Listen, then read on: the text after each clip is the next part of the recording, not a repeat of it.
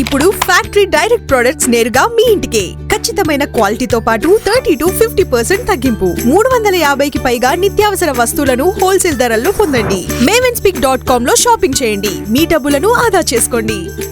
రాజకీయాల్లో సహజంగా మనం అవినీతిని చూస్తూనే ఉంటాం కదా సార్, సహజం. కానీ అవినీతి చేయడానికే రాజకీయాల్లోకి వచ్చాడు జగన్మోహన్ రెడ్డి అనేసి చంద్రబాబు నాయుడు గారు నిన్న అసెంబ్లీలో కామెంట్ చేశారు. దాంతోపాటు ఈ రాష్ట్రాన్ని 5 ఏళ్లలో 30 ఏళ్ళు వెనక్కి తీసుకెళ్లారు, రాష్ట్రాన్ని వెంటిలేటర్కి నెట్టేశారు.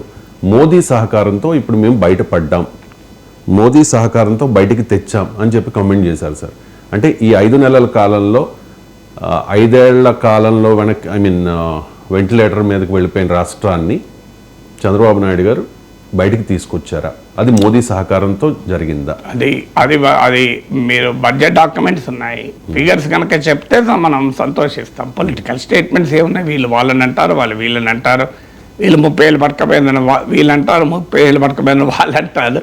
సో ఆ రాజకీయపరమైన ప్రకటనలతో నేనేం స్పందించలేను. కానీ హార్డ్ ఎకనామిక్ డేటా మనం కోరుకోవాలి. ఇప్పుడు 5 నెలల్లో కేంద్ర ప్రభుత్వం ఏ రకమైన సహకారం చేసింది, కేంద్ర బడ్జెట్ ద్వారా ఇప్పుడు కేంద్రం నుంచి ఎక్కడికి నిధులు వస్తాయి.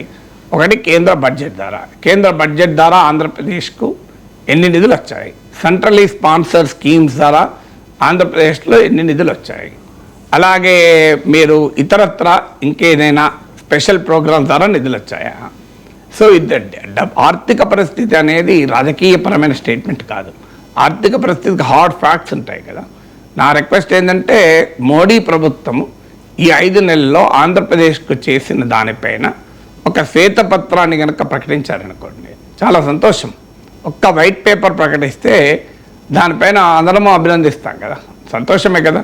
ఇప్పుడు వెంటిలేటర్ పైన ఉన్న ఆర్థిక వ్యవస్థను బయటపడిస్తే ఆనందం కదా. మరి మోడీకి జగన్మోహన్ రెడ్డి కూడా మంచి రిలేషన్సే ఉండే. మరి జగన్మోహన్ రెడ్డి ఆంధ్రప్రదేశ్ ఆర్థిక వ్యవస్థను వెంటిలేటర్ మీద తీసుకెళ్తుంటే అన్ని రకాల సహకారం నరేంద్ర మోడీ ఎందుకు ఇచ్చాడు కూడా అడగాలి. ఎందుకంటే నరేంద్ర మోడీ సహకారం లేకుండా జగన్ 5 ఏళ్ళు బెయిల్ మీద ఉంటాడా? నరేంద్ర మోడీ సహకారంలో ఉన్నదని చెప్పి తెలుగుదేశం ప్రతినిధులే ఆ రోజుల్లో టీవీ ఛానల్లో ఉండి ఎన్నిసార్లు మాట్లాడలేదు. మోడీ సహకారము లోన్లు తీసుకోవడానికి, అప్పులు చేయడానికి, ఇష్టం వచ్చిన అప్పులు చేస్తానికి మోడీ సహకరిస్తున్నాడని ఎన్నిసార్లు టీడీపీ నాయకులు విమర్శించలేదు. అంటే మరి ఆ వెంటిలేటర్ పైకి ఆంధ్రప్రదేశ్ ఎకానమీని జగన్ తీసుకెళ్తున్న సమయంలో 30 ఏళ్ల పాటు ఆంధ్రప్రదేశ్ను వెనక్కి తీసుకెళ్తున్న సమయంలో what did government of India do? వీటన్నిటికీ అనుమతులు ఇచ్చుకుంటూ కూర్చున్నది కదా భారత ప్రభుత్వం.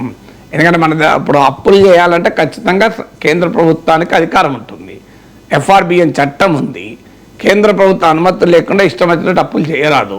ఇది భారతదేశ రాజ్యాంగంలో ఉన్నటువంటి అంశం. దీనిపైన కేరళ ప్రభుత్వం సుప్రీంకోర్టు కూడా వెళ్ళింది, ఇది ఫెడరలిజానికి వ్యతిరేకమని. ఇప్పుడు మన దేశంలో ఉన్న స్కీమ్ ఆఫ్ ఫైనాన్సెస్ ప్రకారం గవర్నమెంట్ ఆఫ్ ఇండియా అనుమతి లేకుండా ఏ రాష్ట్ర ప్రభుత్వం కూడా ఇష్టారాజ్యంగా విచక్షణారహితంగా అప్పులు చేయరాదు. అందువల్ల మరి వెంటిలేటర్ పైకి తీసుకెళ్తున్నప్పుడు రిజర్వ్ బ్యాంక్ ఆఫ్ ఇండియా ఏం చేసింది, ఫైనాన్స్ కమిషన్ ఏం చేసింది, మోడీ ప్రభుత్వం ఏం చేసిందో తెలియాలి. 5 ఏళ్ల పాటు జగన్మోహన్ రెడ్డి ముఖ్యమంత్రిగా ఉన్న సమయంలో కేంద్ర ప్రభుత్వం ఎందుకు ఆంధ్రప్రదేశ్కి ఏమీ చేయలేదు? ఇప్పుడు చంద్రబాబు నాయుడు లెక్క ప్రకారమే ఏమీ చేయలేదు కదా. ఏమీ చేయనప్పుడు మరి ఇప్పుడు అంటే కేవలం మీ కూటమి ప్రభుత్వం ఉంటేనే రాష్ట్రానికి డబ్బులు ఇస్తా, లేకపోతే ఇవ్వమని మోడీ ప్రభుత్వ విధానమా? అందువల్ల ఈ 5 నెలల్లో మోడీ ఏ రూపంలో సహాయం చేశాడో మన కనుక డేటా ఉంటే మనం వ్యాఖ్యానించగలం. నాకు తెలిసినంతవరకు అమరావతికి 15,000 కోట్లు కూడా అప్పే, అదేమీ గ్రాంట్ కాదు. మరి స్పెసిఫిక్గా ఏ డబ్బులు ఇచ్చారో తెలియకుండా ఇచ్చే పొలిటికల్ స్టేట్మెంట్ పైన నేను వ్యాఖ్యానించలేను.